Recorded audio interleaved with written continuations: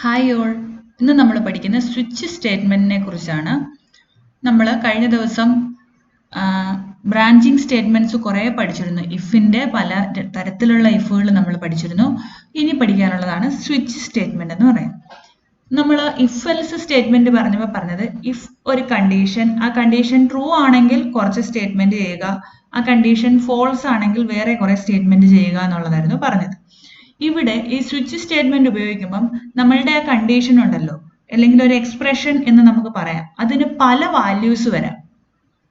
നമുക്ക് മറ്റേ ഇഫ് എൽസിൽ എന്തായിരുന്നു, ഒന്നുകിൽ ട്രൂ അല്ലെങ്കിൽ ഫോൾസ് എന്നായിരുന്നു നമ്മൾ പറഞ്ഞത്. ഇവിടെ വരുന്നത് ട്രൂ ഫോൾസ് എന്നല്ല, പല വാല്യൂസ് വരാം. ആ വരുന്ന വാല്യൂവിനനുസരിച്ച് ഡിഫറെന്റ് ടൈപ്സ് ഓഫ് ഓപ്പറേഷൻസ് ആയിരിക്കും ചിലപ്പോൾ ചെയ്യേണ്ടി വരുന്നത്, അല്ലെങ്കിൽ ഡിഫറെന്റ് ഗ്രൂപ്പ് ഓഫ് സ്റ്റേറ്റ്മെന്റ്സ് ആയിരിക്കും നമുക്ക് എക്സിക്യൂട്ട് ചെയ്യേണ്ടി വരുന്നത്.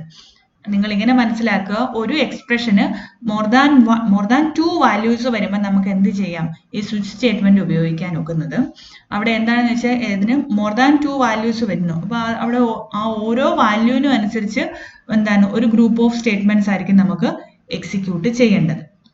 നേരത്തെ ട്രൂ ആണെങ്കിൽ, ട്രൂ എന്ന വാല്യൂ ആണെങ്കിൽ ഒരു ഗ്രൂപ്പ്, അല്ലെങ്കിൽ ഫോൾസ് ആണെങ്കിൽ വേറൊരു ഗ്രൂപ്പ് എന്നായിരുന്നു. ഇവിടെ ട്രൂ ഫോൾസ് എന്നല്ല, വേറെ എന്തൊക്കെയോ കുറെ വാല്യൂസ് വരുന്നു. അതിനനുസരിച്ച് എന്ത് ചെയ്യുക, ഒരു ഗ്രൂപ്പ് ഓഫ് സ്റ്റേറ്റ്മെന്റ് എക്സിക്യൂട്ട് ചെയ്യേണ്ടതായി വരുന്ന കേസുകളിലാണ് നമ്മൾ ഈ സ്വിച്ച് സ്റ്റേറ്റ്മെന്റ് ഉപയോഗിക്കുന്നത്. നമുക്ക് അതിന്റെ സിന്റാക്സും എക്സാമ്പിളിലൂടെ പറയുമ്പോൾ കാര്യങ്ങൾ വ്യക്തമാകും. ഇതിന്റെ സിന്റാക്സ് ഞാൻ ഇവിടെ എഴുതിയിട്ടുണ്ട്. സ്വിച്ച് എന്നുള്ള കീവേഡ് എഴുതുക, ഒരു ബ്രാക്കറ്റിനകത്ത് ഒരു എക്സ്പ്രഷൻ കൊടുക്കുക. ഈ എക്സ്പ്രഷന്റെ വാല്യൂ എന്തു വരുന്നോ അതിനനുസരിച്ചാണ് നമ്മളുടെ സ്റ്റേറ്റ്മെന്റ്സുകൾ എക്സിക്യൂട്ട് ചെയ്യുന്നത്. ഇപ്പൊ എന്റെ ഇതിന്റെ വാല്യൂ ഞാൻ ഇവിടെ ഈ സിന്റാക്സിൽ എഴുതിയേക്കുന്നത് വാല്യൂ 1 വരാം, വാല്യൂ 2 വരാം, വാല്യൂ 3 വരാം, et cetera up to value n വരെ വരാമെന്ന് പറഞ്ഞു. അപ്പൊ ഞാനിത് എന്താണ്, ഇത് ഓരോന്നും ഓരോ കേസ് ആയിട്ട് എടുത്തു. ഇപ്പം ഒന്നാമത്തെ കേസിൽ വാല്യൂ 1 ആണ് വരുന്നതെങ്കിൽ ഈ സ്റ്റേറ്റ്മെന്റ് എക്സിക്യൂട്ട് ചെയ്യുക. കേസിൽ സെക്കൻഡ് കേസ് എന്ന് പറയുന്നത് വാല്യൂ 2 ആണ് ഈ എക്സ്പ്രഷന് റിസൾട്ട് ആയിട്ട് വരുന്നത്. ഈ എക്സ്പ്രഷൻ ഇവാലുവേറ്റ് ചെയ്യുമ്പോൾ അതിന്റെ റിസൾട്ട് എന്ന് പറയുന്നത് വാല്യൂ 2 ആണെന്നുണ്ടെങ്കിൽ ഈ സ്റ്റേറ്റ്മെന്റ് എക്സിക്യൂട്ട് ചെയ്യുക. അതല്ല വേറെ എന്തെങ്കിലും വാല്യൂ n ആണെന്നുണ്ടെങ്കിൽ ഈ സ്റ്റേറ്റ്മെന്റ് എക്സിക്യൂട്ട് ചെയ്യുക. പിന്നെ ഇതൊന്നുമല്ല എന്നുണ്ടെങ്കിൽ എന്ത് എക്സിക്യൂട്ട് ചെയ്യുക, ഡിഫോൾട്ട് എന്ന് പറഞ്ഞാൽ ഈ പറയുന്ന കേസുകൾ value 1, 2, 3 et cetera up to n വരെ ഞാൻ നേരത്തെ എഴുതിയല്ലോ. ഇതൊന്നുമല്ല എന്നുണ്ടെങ്കിൽ എന്ത് ചെയ്യുക, ഈ ഡിഫോൾട്ട് എന്ന് പറയുന്ന ഭാഗത്ത് എഴുതിയേക്കുന്നത് എക്സിക്യൂട്ട് ചെയ്യുക. ഇനി ഒരു കാര്യം ഇവിടെ പറയാനുള്ളത്, ഇവിടെ ഒരു ബ്രേക്ക് എന്നുള്ള സ്റ്റേറ്റ്മെന്റ് ഉണ്ട്. ഈ ബ്രേക്ക് എന്തിനാണെന്ന് ചോദിച്ചാൽ, ഒന്നാമത്തെ കേസാണ് അഥവാ വാല്യൂ 1 ആണ് റിസൾട്ട് ആയിട്ട് വന്നത്. അങ്ങനെയാണെങ്കിൽ സ്റ്റേറ്റ്മെന്റ് 1 എക്സിക്യൂട്ട് ചെയ്തിട്ട് ബ്രേക്ക് അയക്കുക എന്ന് പറഞ്ഞാൽ എന്താണ്, ഈ ഒരു ബ്രാക്കറ്റിന് പുറത്തേക്ക് വരും. പിന്നെ എക്സിക്യൂട്ട് ചെയ്യുന്നത് ഈ സ്റ്റേറ്റ്മെന്റ് എക്സ് ആയിരിക്കും. ഇത് മനസ്സിലായോ? കേസ് ഈ സെക്കൻഡ് കേസോ തേർഡ് കേസോ ഫോർത്ത് കേസോ ഒന്നും പിന്നീട് ചെക്ക് ചെയ്യത്തില്ല.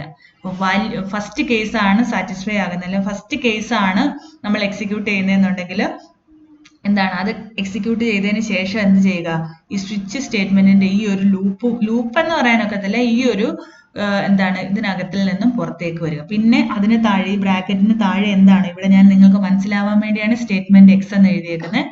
ആ സ്റ്റേറ്റ്മെന്റ് ആയിരിക്കും എക്സിക്യൂട്ട് ചെയ്യുക. ഇപ്പൊ ഈ എക്സ്പ്രഷന്റെ വാല്യൂ വന്നേക്കുന്നത് വാല്യൂ 2 ആയിരുന്നു എന്ന് വിചാരിക്കുക. അപ്പൊ എന്താണ് കേസ് വാല്യൂ 2, ആദ്യം നോക്കും, ഫസ്റ്റ് കേസ് വാല്യൂ 1 ആണോ റിസൾട്ട് വന്നേ? അല്ല. ഓക്കെ. സെക്കൻഡ് കേസ് വാല്യൂ 2 ആണോ റിസൾട്ട് വന്നേ? അതെ. എങ്കിൽ എന്ത് ചെയ്യുക, ഈ സ്റ്റേറ്റ്മെന്റ് 2 എക്സിക്യൂട്ട് ചെയ്യുക. ഇവിടെ എന്തൊക്കെ, ചിലപ്പോൾ ഒരു സ്റ്റേറ്റ്മെന്റേ കാണും, അല്ലെങ്കിൽ കുറെ സ്റ്റേറ്റ്മെന്റുകൾ കാണും.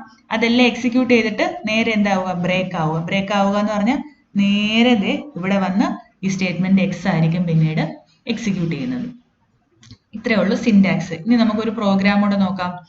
പ്രോഗ്രാം എന്ന് പറയുന്നത് ഞാനൊരു കാൽക്കുലേറ്ററിന്റെ കൂട്ടൊരു പ്രോഗ്രാമാണ് ചെയ്തേക്കുന്നത്. 2 നമ്പറിനെ റീഡ് ചെയ്യും, എന്നിട്ട് യൂസറിന്റെ അടുത്ത് ഞാൻ ചോദിക്കും അഡിഷൻ ചെയ്യണോ, സബ്ട്രാക്ഷൻ ചെയ്യണോ, മൾട്ടിപ്ലിക്കേഷൻ ചെയ്യണോ, ഡിവിഷൻ ചെയ്യണോ എന്ന് ചോദിക്കും. അപ്പൊ അവരൊരു ചോയ്സ് ഇങ്ങോട്ട് പറഞ്ഞു തരുന്നു. അതിനനുസരിച്ച് ഞാൻ ഏത് ഓപ്പറേഷൻ ആണ് ചെയ്യേണ്ടതെന്ന് വെച്ചാൽ ചെയ്യും. അതാണ്.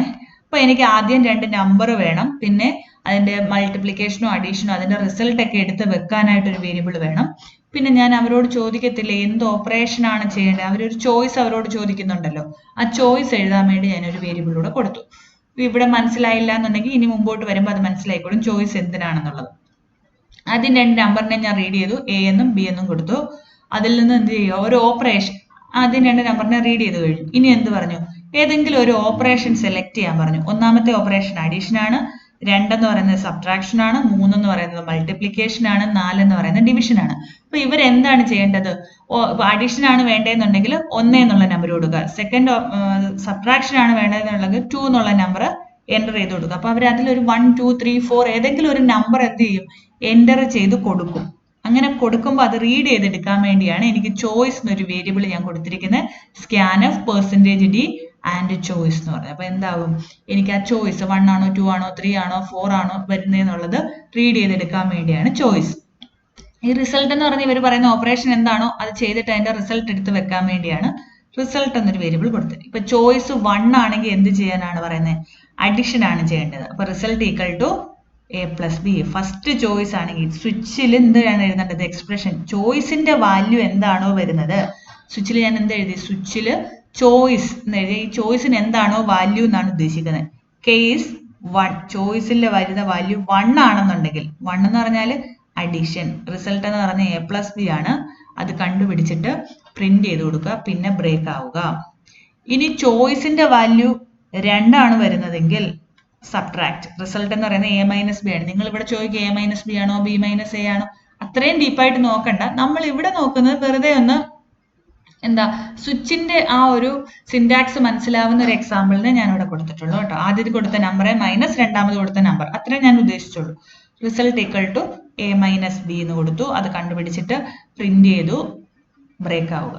ഇനി കേസ് ഈ ചോയ്സിന്റെ വാല്യൂ 3 ആണെങ്കിൽ, 3 എന്ന് പറഞ്ഞാൽ മൾട്ടിപ്ലിക്കേഷൻ ഉള്ള കോഡാണ് ഇവിടെ എഴുതേണ്ടത്. Result equal to A star B ചെയ്ത് പ്രിന്റ് ചെയ്യിക്കുക. ഇനി ചോയ്സ് എന്ന് പറയുന്നത് 4 ആണെങ്കിൽ ഡിവിഷൻ ഉള്ള കോഡ് എഴുതിയിട്ട് ബ്രേക്ക് ആവുക. ഇനി ഇതൊന്നും അല്ലാത്ത ഒരു നമ്പർ ഇപ്പം അടിച്ചു കൊടുക്കുന്ന ആള് അല്ലെങ്കിൽ യൂസർ എന്ത് ചെയ്യാം? 5ഓ 6ഓ ഒക്കെ ചോയ്സ് ആയിട്ട് അടിച്ചു കൊടുത്താൽ അങ്ങനെയൊന്നുമുള്ള ഓപ്പറേഷൻസ് ഇല്ല അല്ലേ? അപ്പൊ നമുക്ക് എന്ത് എഴുതി കാണിക്കാം? ഡിഫോൾട്ട് ആയിട്ട് എന്ത് ചെയ്യുക? ഇൻവാലിഡ് ഓപ്പറേഷൻ എന്ന് എഴുതാം. ഞാൻ ഇവിടെ ഒരു ഡിഫോൾട്ട് സ്റ്റേറ്റ്മെന്റ് കഴിഞ്ഞ് ഒരു ബ്രേക്ക് കൊടുത്തിരുന്നു. എന്നാൽ നമ്മളുടെ എക്സാമ്പിൾ വന്നപ്പോൾ ഞാൻ ആ ബ്രേക്ക് കൊടുത്തില്ല. എന്തുകൊണ്ടാണെന്നറിയാമോ? താഴെ അറ്റത്തെ സ്റ്റേറ്റ്മെന്റ് ആണ് ഈ ഡിഫോൾട്ട് എന്ന് പറയുന്നത്. ഇത് കഴിഞ്ഞ് ബ്രേക്ക് കൊടുത്താലും കൊടുത്തില്ലേലും എന്താണ്? ഈ ബ്രാക്കറ്റ് കഴിഞ്ഞുള്ള സ്റ്റേറ്റ്മെന്റിനെയാണ് എക്സിക്യൂട്ട് ചെയ്യാൻ പോകുന്നതെന്ന് നമുക്കറിയാം. അതുകൊണ്ടാണ് ഞാൻ എന്ത് പറയുന്നത്? ഇവിടെ ബ്രേക്ക് കൊടുക്കാതിരുന്നത്. എക്സാമ്പിൾ എഴുതിയപ്പം ബ്രേക്ക് കൊടുത്തില്ലെന്നേ ഉള്ളൂ. സ്വിച്ച് നമ്മളുടെ ആ സിന്റാക്സ് എഴുതിയപ്പോൾ ബ്രേക്ക് കൊടുത്തു. എങ്ങനെയായാലും അത് വർക്ക് ചെയ്യും. കൊടുത്താലും കൊടുത്തില്ലേലും ലാസ്റ്റ് ഡിഫോൾട്ട് എഴുതുന്ന ഭാഗത്ത് അതിന് കുഴപ്പമില്ല കേട്ടോ. ഇനി ഞാനിവിടെ നിങ്ങൾക്ക് താഴെ വന്നിട്ട് ഈ ബ്രാക്കറ്റ് കഴിഞ്ഞിട്ട് ഇങ്ങോട്ട് വരും എന്നറിയാൻ വേണ്ടിയാണ് താങ്ക് യു എന്നൊരു സ്റ്റേറ്റ്മെന്റൂടെ പ്രിന്റ് ചെയ്ത് കൊടുക്കാൻ പറഞ്ഞു. പ്രോഗ്രാം മനസ്സിലായെന്ന് വിചാരിക്കുന്നു. സിന്റാക്സ് എഴുതിയതൊക്കെ ഒന്ന് ഓർത്ത് നോക്കുക. സ്വിച്ച് എഴുതിയിട്ട് ഈ ചോയ്സിന്റെ വാല്യൂ ആണ്. ഇവിടെ വേറെ വലിയ എക്സ്പ്രഷൻ ഒന്നും ഇല്ല. ചോയ്സിന് എന്ത് വാല്യൂ വരുന്നു എന്ന് മാത്രം നോക്കുന്നു. ആ ചോയ്സിന്റെ വാല്യൂ 1 ആണെങ്കിൽ അഡീഷൻ, 2 ആണെങ്കിൽ സബ്ട്രാക്ഷൻ ഉള്ള കോഡ്, 3 ആണെങ്കിൽ മൾട്ടിപ്ലിക്കേഷൻ ഉള്ളത്, 4 ആണെങ്കിൽ എന്താണ്? ഡിവിഷൻ ഉള്ള കോഡും എഴുതുക എന്ന് പറഞ്ഞു. ഇനി ഞാൻ ഇതൊന്ന് റൺ ചെയ്ത് നോക്കാം.